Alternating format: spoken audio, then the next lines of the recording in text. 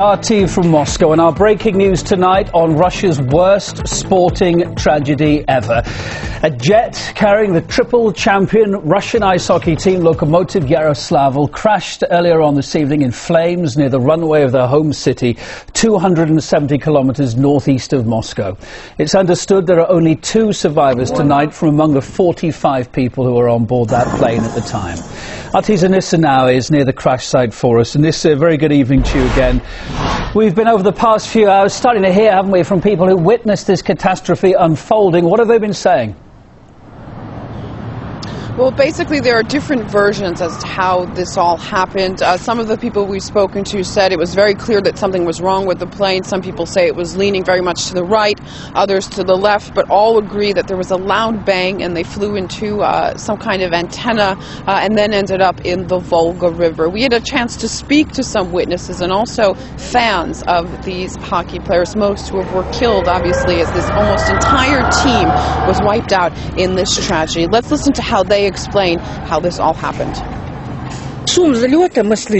We heard a plane take off, so we told our granddaughter, look, there's going to be an airplane. Then I heard a bang and my daughter told me, Mom, it's falling down to the side. Then came the flames and the smoke and we wanted to run away, but we didn't know where to run. Then we went to the river and saw the plane. Lokomotiv is my home team. We supported it. We loved this team and we were shocked when we found out. We went to all of their games, knew all of them by name. It's very difficult. So a real tragedy for the sports world and also for Russia. 43 people confirmed dead. Like you said, 2 have survived. It's still not known if they're going to make it. We're hearing that Alexander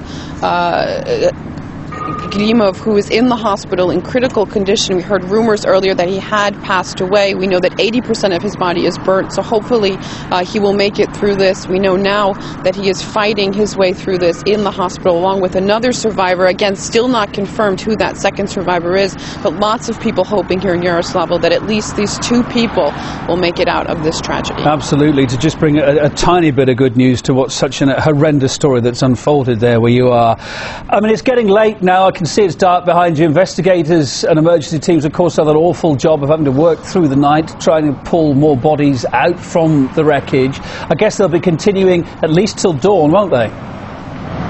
Absolutely. We're hearing that specialists are on their way as we speak from Moscow with equipment and lights to continue these search efforts through the night. It's very dark here, very cold. A lot of the wreckage is in the Volga River. 35 bodies have been recovered so far, and the officials we've spoken to are very much hoping that they will find the rest of those remaining bodies by morning, although you never know. We're hearing that it's quite a difficult circumstances out there. You can see really no light here. The city just shocked as to what happened, and of course not just for sports fans but for all of Russia, the whole world watching really as this tragedy unfolds.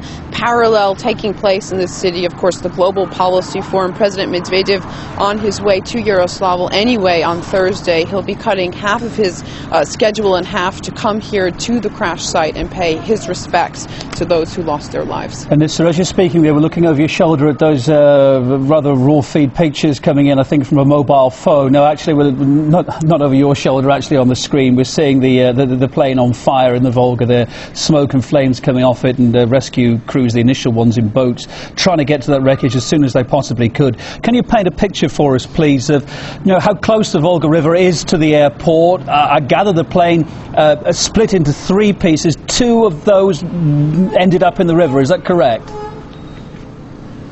From the pictures that I've seen and what I've had a chance to see, it does seem like that was the case. The airport is about 1 kilometer from where I'm standing. We're not very far from the piece of the Volga River where the wreckage is now, well, we presume being removed from what happened. As far as we know, what happened was once the plane crashed, most of it, like you said, 3 pieces, it's being said, it was broken into 3 pieces. At least 2 of those pieces, including the fuselage, in the Volga River. Lots of flames, lots of smoke, and then basically hours after that, just intense efforts to find the bodies as soon as possible. It has to be said, this happened in between, I'm going to say, 4:30, 5 5 o'clock Moscow time, and within hours they have already had found dozens of the bodies, and we're already at 35. So although this, of course, a terrible tragedy, it has to be said that the emergency workers are working very quickly and very effectively. 35 bodies already found. Anissa, don't go away. We wanted to stay there and coming straight back to you, but we've got more, obviously, reports coming in, more eyewitnesses who saw what happened. We've been speaking to some of those who watched that plane so tragically come down. This is one eyewitness, what he had to say. After the plane took off, I heard a noise like two cars colliding.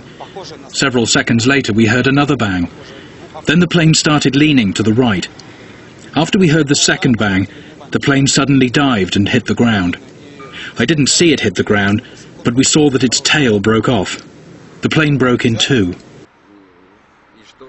Again, some conflicting evidence there. That chap saying the plane broke in two. We're also seeing news reports and news wires coming through saying the plane broke into three. Also hearing eyewitness reports of that ferocious fire. One policeman earlier on, Anissa, saying that he saw flames, he described them as high as a 9-story building.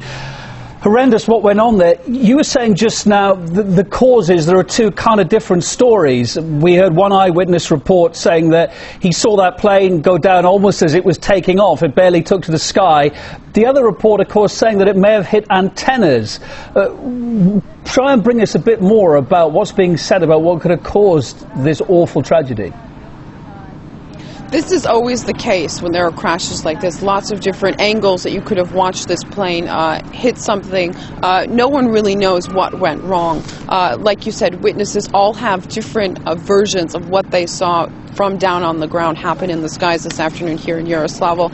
Investigators are telling us that the two versions that they are now most intensely looking at, one of course is human factor. That of course is always the case. Another is technical failure. It seems like what they're narrowing down on is the fact that the plane couldn't gain altitude fast enough, and then, like we heard from those witnesses, hit something, whether it was an antenna or a wire or something brought it down, and obviously that's what investigators are trying to figure out, how this all happened. It looks like it's going to be quite a while before they come up with a concrete reason and will be able to finally tell us what went wrong and how an entire hockey team was basically wiped out in this terrible crash. Of course, it's pretty fair to say, Nissa, whenever you hear about a plane crash here in Russia, and if it involves one of the old Soviet-made planes, thinking about the Tupolev 154s or 134s, there was a crash with one of those again recently, and now this Yak-42 jet.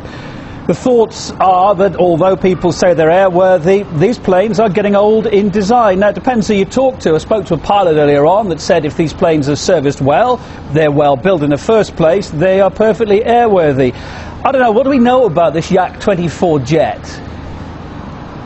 Yeah, it of course always depends on who you ask. Some experts will say Soviet planes are very well made, and if they're kept in good condition, they can certainly keep flying. Others will say it's time for these planes to retire because we're seeing too many crashes.